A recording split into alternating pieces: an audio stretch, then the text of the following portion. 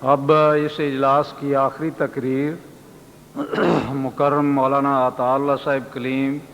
Missionary incharge Germany کی ہے۔ آپ کی تقریر کا موضوع ہے اسلامی اصول کی فلسفی کے حوالے سے حیات بعد الموت۔ میں مولانا سے درخواست کرتا ہوں تقریر کے لیے تشریف لائیں۔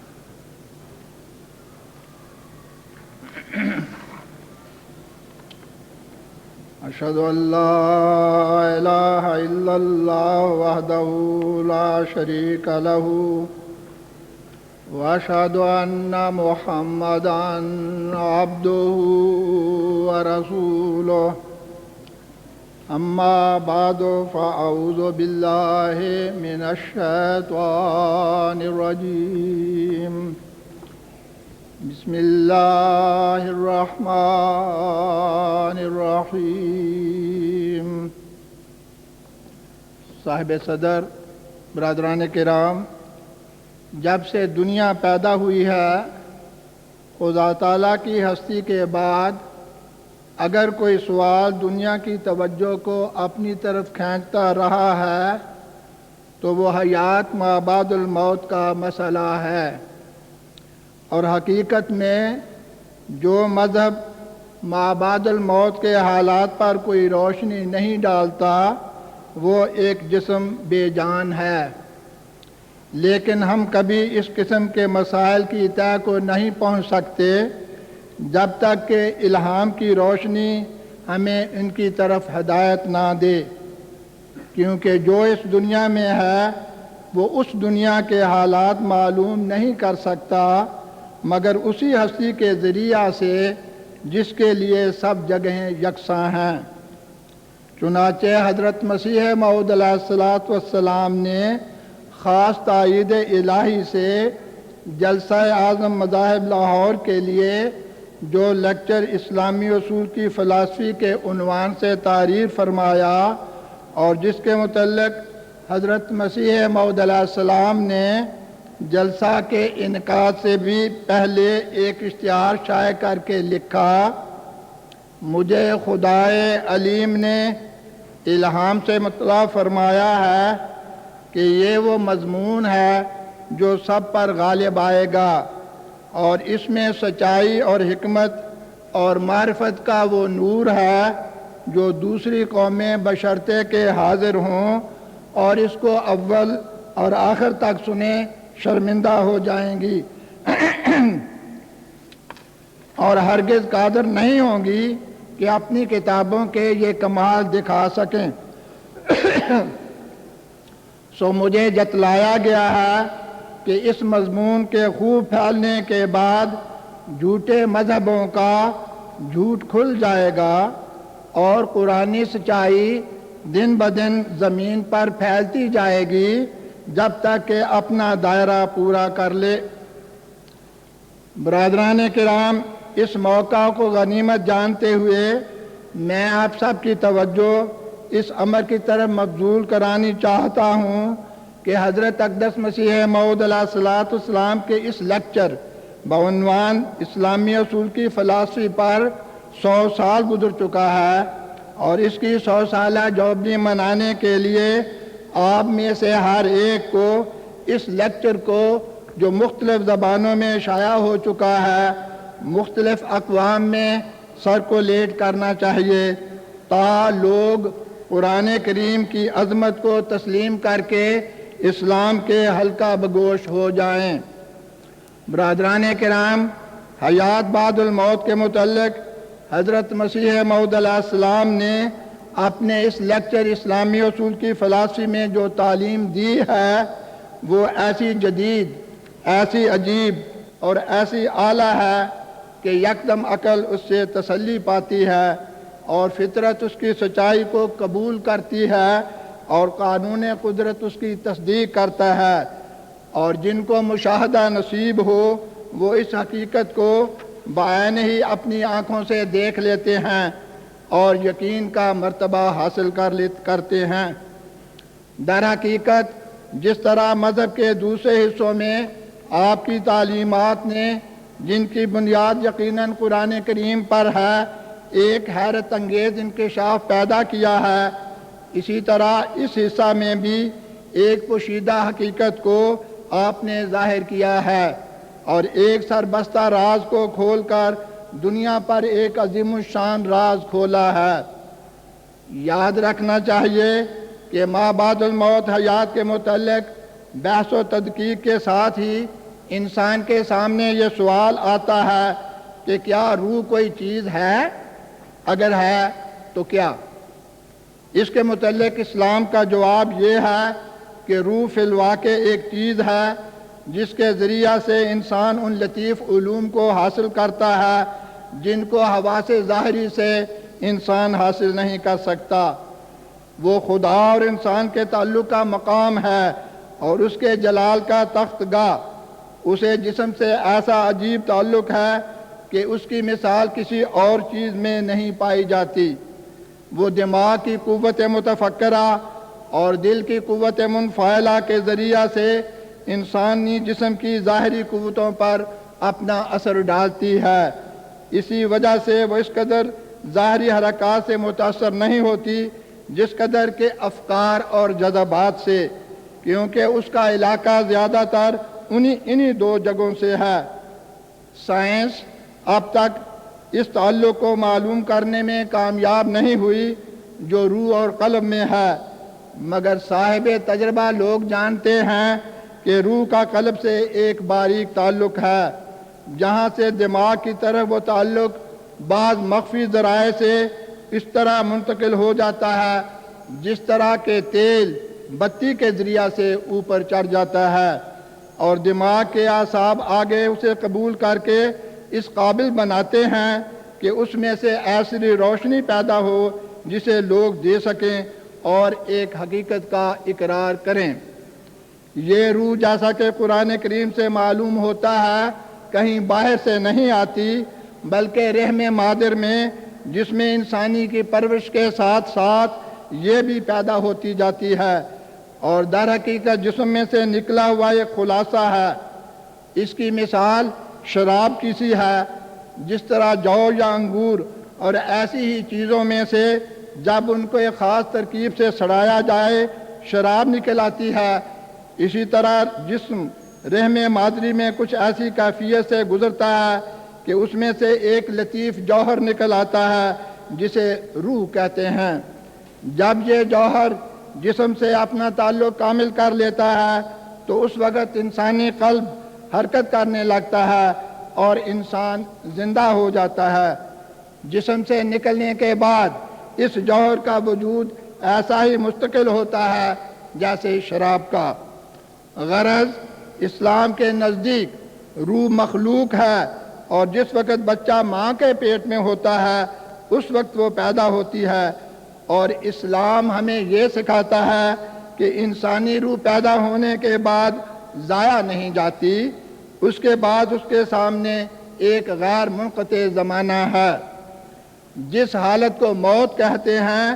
وہ روح کے جسم سے الگ ہونے کا ہی نام ہے، جس کا لازمی نتیجہ دل کی دھڑکن کا بند ہونا اور جس میں انسانی کا بیکار ہو جانا ہے۔ اسلامی اصول کے مطابق روح اپنی طاقتوں کے اظہار کے لیے ہمیشہ جسم کی محتاج ہے، اور جب کبھی جسم اس کی طاقتوں کے اظہار کے ناقابل ہو جاتا ہے وہ اسے چھوڑ دیتی ہے۔ جس وقت جسم روح کو چھوڑتا ہے اس کا نام موت ہوتا ہے، جس کے معنی بے حرکت ہو جانے کے ہیں۔ پس جب ہم کہتے ہیں کہ فلاں شخص مر گیا تو اس کے معنی صرف یہ ہوتے ہیں کہ اس کی روح اس کے جسم سے جدا ہو گئی، ورنہ روح فنا نہیں ہوتی بلکہ زندہ رہتی ہے۔ انسان کے لیے اس قدر کائنات کا پیدا کرنا اور اس پر عقل کے ذریعہ سے اسے حکم بخشنا چاہتا ہے کہ اس کے لیے اس محدود زندگی کے علاوہ کچھ اور مقصد بھی مقرر کیا گیا ہے۔ اسلام کہتا ہے کہ وہ مقصد یہ ہے کہ انسان کو دائمی زندگی دی جائے اور دائمی ترقیات کا راستہ اس کے لیے کھولا جائے، اور قدرت کے سورہ مومنون میں اللہ تعالیٰ زمین و آسمان کی پیدائش اور قدرت کے کارخانہ اور انسان کی طاقتوں کا ذکر کر کے دریافت کرتا ہے کہ باوجود اس کے تم خیال کرتے ہو کہ صرف اسی دنیا کی زندگی ہے اور موت کے بعد کوئی اور حیات نہیں؟ پھر آخر میں سوال کرتا ہے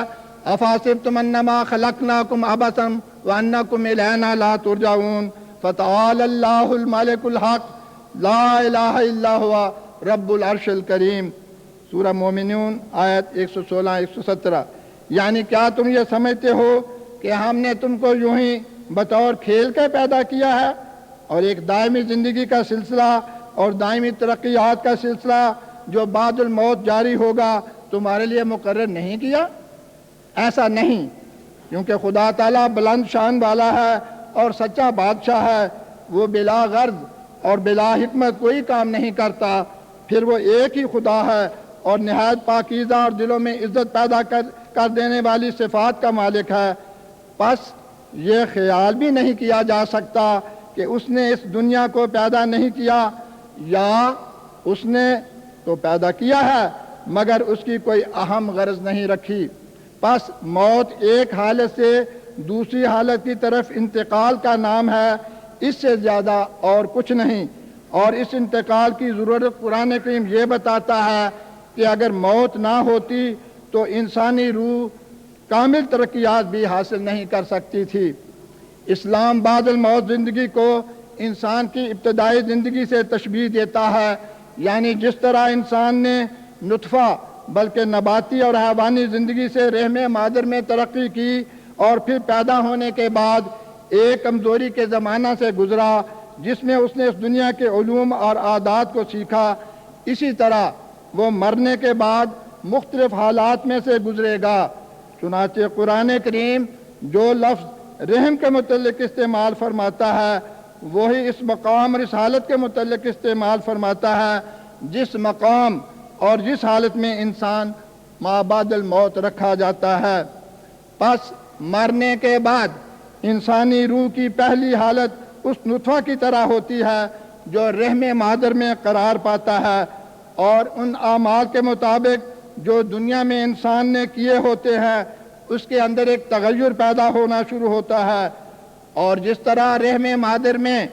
بچہ نشو و نما پاتے پاتے ایک ایسی حالت کو پہنچ جاتا ہے کہ اس میں سے ایک اور روح پیدا ہو جاتی ہے، اسی طرح انسانی روح مختلف حالات میں سے گزرتے گزرتے ایک ایسا تغیر پیدا کرتی ہے کہ اس کے اندر ایک اور روح جو اس دنیا کی زندگی کی روح سے بہت اعلیٰ اور عرفہ اور زیادہ قوتیں اور تیز احساس رکھتی ہے پیدا ہو جاتی ہے، اور پہلی روح اس کے لیے بمنزلہ جسم کے ہو جاتی ہے، جس کے ذریعہ سے انسان ان امور کو جن کو انسان روحانی آنکھوں سے دیکھ سکتا تھا جسمانی آنکھوں سے دیکھ سکتا ہے، کیونکہ وہاں جسم اپنی لطافت میں اس دنیا کی روح کی سی کیفیت رکھتا ہے، بلکہ یوں کہنا چاہیے کہ ایک نئے تغیر کے ماتحت وہ اسی روح سے تیار ہوتا ہے۔ اس تغیر کے بعد ایک اور تغیر روح میں پیدا ہوتا ہے جسے اس دنیا کی چیزوں سے بچہ کی پیدائش کے واقعہ سے تشبیہ دے سکتے ہیں۔ یہ وہ تغیر ہے جسے حشر اجساد کے نام سے موسوم کرتے ہیں، جس کے یہ معنی ہیں کہ زمانہ قبر میں انسان کی نئی زندگی کے مناسب حال جسم اور روح تیار ہو گئے ہیں، جس طرح کے رحم مادر میں جب بچہ کامل ہو جاتا ہے اور روح پیدا ہو جاتی ہے تو پھر وہ باہر آ جاتا ہے، اسی طرح گویا وہاں وہ اس حالت قبر سے باہر آ جائے گا۔ اس حشر اجساد کے بعد ایک دوسرا زمانہ اسلام یوم حشر کا بتاتا ہے، جسے بچپن کی عمر سے تشبیہ دینی چاہیے، جس میں وہ اپنے علم اور اپنی عقل کو اپنی نئی زندگی کے لیے ترقی دیتا اور بڑھاتا ہے۔ اس زمانے میں روحوں کی قوتیں اس زمانہ سے جو زمانہ قبر کہلاتا ہے زیادہ نشو و نما یافتہ ہوتی ہیں، مگر پھر بھی کامل نہیں ہوتی، مگر اس دن کے اثرات اور تغیرات کے بعد وہ کامل ہو جاتی ہیں اور ان کی حالت اس بالغ بچہ کی طرح ہو جاتی ہے جو اب دنیا کی کیفیات کو پورے طور پر محسوس کرنے کے لیے تیار ہوتا ہے۔ اس حالت کمال کو آخری فیصلہ کے نام سے موسوم کرتے ہیں، جس کے بعد انسان اس آخری حالت کی طرف منتقل کر دیا جاتا ہے جسے جنت یا دوزخ کے نام سے پکارا جاتا ہے۔ ان تینوں زمانوں میں انسان اپنی روحانی حالت کے مطابق سکھ یا دکھ پاتا رہتا ہے، یعنی پہلی پیدائش کے زمانہ میں بھی جنت یا دوزخ کے دکھ یا سکھ اس کو اپنی احساسات کے مطابق پہنچتے رہتے ہیں۔ اس زمانہ میں بھی جو یوم محشر کہلاتا ہے اور بچپن کی عمر سے مشابہ ہے، وہ دکھ یا سکھ جس سے اس نے اس دنیا میں مناسبت پیدا کر لی تھی پاتا رہتا ہے۔ گو قبر کی حالت سے زیادہ، اور پھر آخر میں جب اس کی نئی پیدائش بالکل مکمل ہو جاتی ہے تو اس کی آخری حالت اس دنیا کے جوان انسان کے مشابہ ہوتی ہے، جس نے اپنے احساسات اور ادراکات کو کامل کر لیا اور اسے آخری اور دکھ یا سکھ کے کامل احساس والی حالت کی طرف منتقل کر دیا جاتا ہے، جسے جنت یا دوزخ کہتے ہیں۔ پس زندگی کا زمانہ ختم نہیں ہوا، جزا سزا میں کوئی وقفہ نہیں، صرف نئی حالتوں کے ساتھ مطابقت حاصل کرنے کے لیے روح کو دو ایسے زمانوں میں سے گزرنا پڑتا ہے جو آخری اور مکمل حالت سے ادنا درجہ کے ہیں، لیکن اس تک پہنچنے کے لیے ضروری ہے انسانی روح برابری ترقیات کی طرف قدم مارتی چلی جاتی ہے اور ایک حالت سے دوسری حالت کی طرف منتقل ہوتی چلی جاتی ہے۔ قرآن کریم فرماتا ہے الذین تتوفاہم الملائکۃ ظالمی انفسہم فالقوا السلام ما کننا نعمل من سوء بلا ان اللہ علیم بما کنتم تعملون فادخلوا ابواب جہنم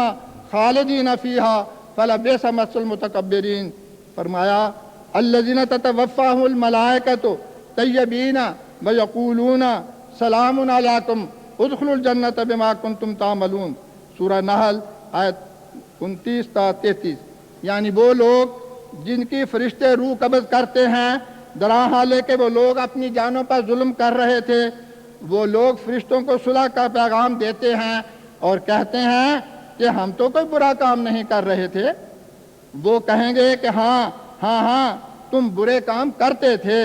اللہ تعالیٰ تمہارے اعمال کو جانتا ہے، جاؤ دوزخ کے دروازوں میں داخل ہو جاؤ اور اس میں رہو، بس تکبر کرنے والوں کا کیا ہی برا ٹھکانہ ہے۔ اور جن لوگوں کو فرشتے اس حالت میں جن لوگوں کی فرشتے اس حالت میں روح قبض کریں گے کہ وہ پاک ہوں گے اور فرشتے ان کو کہیں گے تم پر سلامتی ہو، جاؤ اپنے اعمال کے سبب سے جنت میں داخل ہو جاؤ۔ حضرت رسول کریم صلی اللہ علیہ وسلم فرماتے ہیں انما القبر روضۃ من ریاض الجنت او حفرۃ من حفر النار، ترمذی جلد 2 صفحہ 69۔ یعنی ایک قبر جنت کا باغیچہ ہوتی ہے اور ایک قبر دوزخ کا گڑھا ہوتی ہے۔ پس معلوم ہوا کہ انسانی روح برابر زندگی کی حالت میں رہتی ہے اور اس سڑک پر مرنے کے ساتھ ہی چل پڑتی ہے جو اس نے اپنے اعمال سے اپنے لیے تیار کی تھی۔ اس حدیث میں جو قبر کا لفظ آیا ہے اس سے یہ دھوکہ نہیں کھانا چاہیے کہ اس سے وہ مٹی کی قبر مراد ہے جس میں جسم رکھا جاتا ہے، نہیں، بلکہ اس سے مراد وہ مقام ہے جس میں ارواح رہتی ہیں۔ قرآن کریم میں اللہ تعالیٰ فرماتا ہے ثم اماتہ فاقبرہ، سورہ عبس آیت 22۔ ہر انسان کو خدا تعالیٰ مار کر قبر میں ڈالتا ہے۔ اب یہ بات ظاہر ہے کہ ہر ایک شخص قبر میں داخل نہیں کیا جاتا، بلکہ بہت سے لوگ جلائے جاتے ہیں، بعض کو جانور کھا جاتے ہیں، بعض سمندر میں غرق ہو جاتے ہیں۔ پس اس قبر سے مراد وہ مقام ہے جہاں ارواح رہتی ہیں، نہ یہ قبر جس میں بے جان جسم پڑا ہوتا ہے تا افتراق و تحلیل کے ابدی قانون کو اپنے اوپر پورا کر لے۔ یاد رکھنا چاہیے کہ اسلام کے نزدیک اگلے جہان کی کیفیات جسمانی بھی ہیں اور روحانی بھی۔ جسمانی تو وہ ان معنوں میں ہے کہ روح انسانی مان ترقی کر کے اپنے لیے ایک جسم تیار کرے گی، پس وہاں کی لذات اور تکالیف اسی طرح مری صورت میں متمثل ہوں گی جس طرح کہ اس دنیا میں ہم چیزوں کو دیکھتے ہیں، اور روحانی ان معنوں میں کہ وہ اس مادہ کی نہیں ہوں گی جس مادہ کی اس دنیا کی چیزیں ہیں۔ اور یہ ہو بھی کب سکتا ہے، کیونکہ اس دنیا سے روح کو دوسرے جہان میں منتقل تو اسی وجہ سے کیا گیا ہے کہ وہ ان لطیف طاقتوں کو حاصل کرے جن کے ذریعہ سے وہ ان لطائف کو معلوم کر سکے جن کو یہ جسم معلوم نہیں کر سکتا۔ اب اگر وہاں اسی قسم کے میوے اور اسی قسم کی دودھ اور اسی قسم کے شہد ہونے ہیں اور اسی قسم کی آگ اور اسی قسم کا دھواں ہونا ہے جیسے کہ اس دنیا میں ہے، تو روح کو جسم سے جدا کرنے کی کیا ضرورت تھی؟ پھر تو چاہیے تھا کہ جسم ہی کے ساتھ اسے اٹھا لیا جاتا، اور جب کہ وہاں کا جسم بھی موجودہ روحانی حالت کے مشابہ ہے تو اس کی غذائیں دودھ اور شہد اور اس کی سزا آگ اور گرم پانی کس طرح بن سکتے ہیں؟ کیا اس وقت انسانی روح یہاں کی آگ اور یہاں کے پانی اور یہاں کے میووں کو استعمال کر سکتی ہے کہ وہاں ان کو استعمال کر سکے گی؟ غرض یہ درست نہیں کہ مرنے کے بعد انسان اسی دنیا کی قسم کی چیزوں سے عذاب یا ثواب دیا جائے گا، لیکن یہ ضرور ہے کہ وہاں لطیف روحانی اجسام کے ساتھ بعض چیزیں متمثل ہو کر انسان کے سامنے پیش ہوں گی، بدوں کے سامنے سزا کی چیزیں اور نیکوں کے سامنے نیکی کی چیزیں، کیونکہ زندگی کی حقیقت کامل طور پر محسوس نہیں ہو سکتی جب تک لطیف چیز اپنی لطافت کے مطابق ایک جسم نہ رکھے۔ ہر ایک روح ایک جسم کی محتاج ہے، ادنا روح کثیف جسم کی اور اعلیٰ روح لطیف جسم کی۔ پس چونکہ ارواح وہاں بھی ایک جسم رکھیں گی، یہ بات ضروری ہے کہ ان کے سامنے چیزیں اسی طرح محسوسات خارجیہ کے ذریعہ سے پیش ہوں جس طرح کے اس دنیا میں پیش ہوتی ہیں، مگر چونکہ وہ جسم روحانی ہوں گے اور اس قسم کے نہیں ہوں گے، اس لیے یہ بھی ضروری ہے کہ وہ متمثلات بھی اس دنیا کی چیزوں کے مقابلہ میں روحانی ہوں۔ لیکن جس طرح اس دنیا میں علاوہ جسمانی کیفیتوں کے ایک روحانی کیفیات بھی ہوتی ہیں، اسی طرح اس دنیا کی اس اعلیٰ اور نئی پیدا شدہ روح کے لیے اس دنیا کی روحانی حالتوں سے اعلیٰ روحانی حالتیں ہوں گی، ثواب کی بھی اور عذاب کی بھی۔ پس اگلے جہان کی نعمتیں بھی اور عذاب بھی جسمانی اور روحانی ہوں گے، اسی طرح جس طرح اس دنیا میں دکھ اور سکھ کی حالت جسمانی اور روحانی دونوں طرح کی ہوتی ہیں، لیکن اس دنیا کی حالتیں اس دنیا کی حالتوں سے اعلیٰ ہوں گی۔ وہاں کی جسمانی حالت یہاں کی روحانی حالت کے مشابہ ہوگی اور روحانی حالت بہت ہی عرفہ اور اعلیٰ ہوگی۔ قرآن کریم بے شک بعد الموت حالات کے متعلق سزا کے لیے آگ اور سردی اور توقوں وغیرہ کا ذکر کرتا ہے اور انعام کے طور پر سایوں، پانیوں، دودھ اور شہد کا ذکر کرتا ہے، مگر ساتھ ہی وہ یہ بھی فرماتا ہے فَلَا تَعْلَمُ نَفْسٌ مَّا أُخْفِيَ لَهُم مِّن قُرَّةِ أَعْيُنٍ جَزَاءً بِمَا كَانُوا يَعْمَلُونَ، سورہ سجدہ آیت 18۔ یعنی کوئی نفس نہیں جان سکتا کہ اس کے لیے بسبب اس کے اعمال کے کس قسم کی آنکھوں کی ٹھنڈک کا سامان تیار کیا گیا ہے۔ اسی طرح حدیث میں ہے کہ جنتی نعمتیں ایسی ہیں کہ لا عین رأت ولا اذن سمعت ولا خطر علی قلب بشر، یعنی نہ آنکھوں نے دیکھی نہ کانوں نے سنی نہ انسان کا ذہن ان کا اندازہ کر سکتا ہے۔ اب اگر وہاں اس دنیا کی نعمتیں ہوں گی تو گو وہ کیسے ہی اعلیٰ ہوں یہ نہیں کہا جا سکتا کہ انسان ان کا اندازہ نہیں کر سکتا۔ بس یہ الفاظ بتاتے ہیں کہ وہ نعمتیں بالکل ہی اور قسم کی ہیں اور اسی طرح وہاں کے عذاب بھی۔ اسی طرح اللہ تعالیٰ ایک جگہ فرماتا ہے کہ جنتیوں کے سامنے جب جنت کے میوے رکھے جائیں گے تو وہ کہیں گے ھذا الذی رزقنا من قبل، یہ تو وہ نعمت ہے جو میں پہلے دی گئی تھی۔ اللہ تعالیٰ اس قول کے متعلق فرماتا ہے وَأُتُوا بِهِ مُتَشَابِهًا، وہ ملتی جلتی چیزیں دیے جائیں گے، یعنی وہ چیزیں دنیا کسی چیزیں نہیں ہوں گی مگر اپنی ظاہری شکل میں ان سے مشابہ ہوں گی۔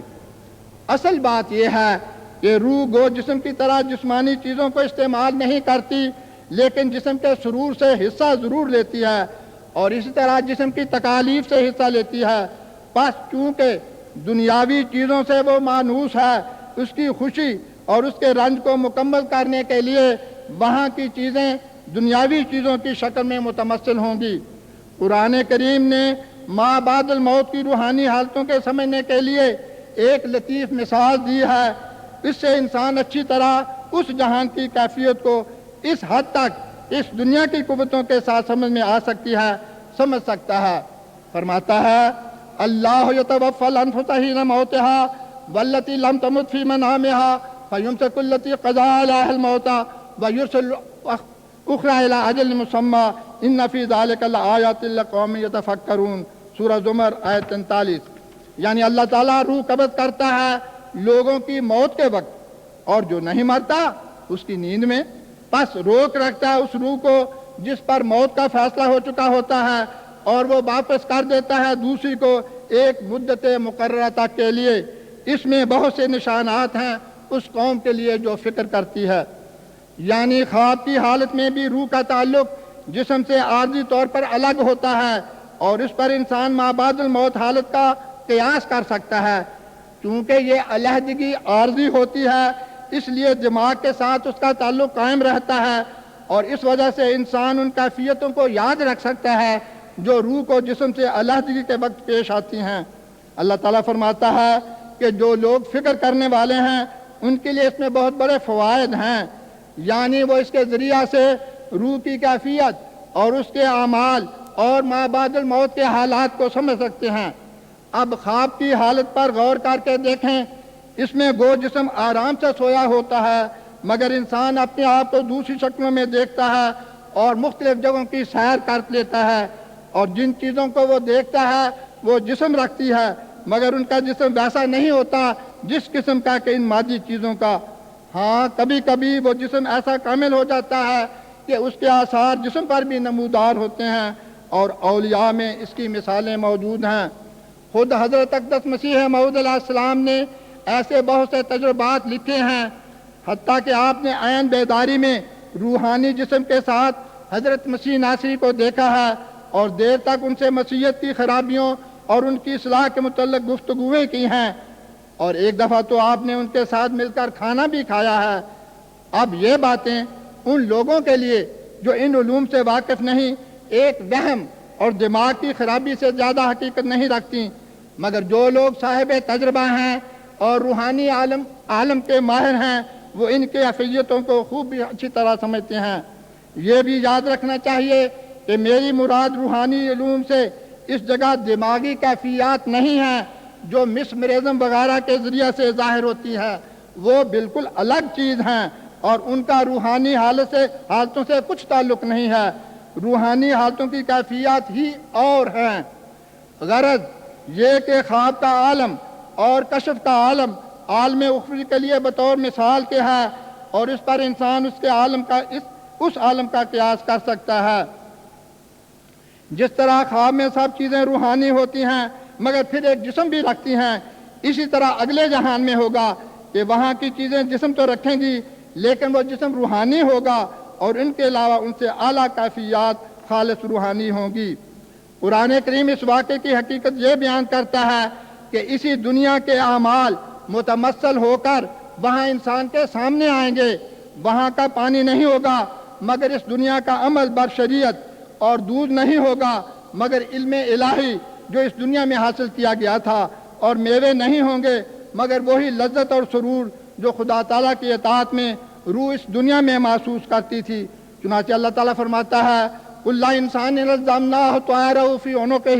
ونخرج له یوم القیامۃ کتابا یلقاہ منشورا اقرأ کتابک کفیٰ بنفسک اليوم علیک حسیبا، سورہ بنی اسرائیل آیت 14-15۔ یعنی ہر ایک انسان کے ساتھ اس کے عمل لگے چلے جاتے ہیں، وہ کبھی اس سے جدا نہیں ہوتے،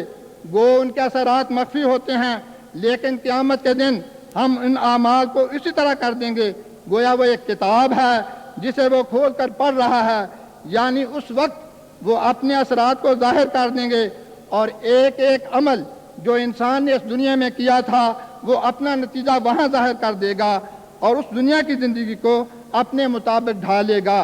پھر فرماتا ہے ہم انسان سے کہیں گے اب اپنی یہ کتاب پڑھتا رہ،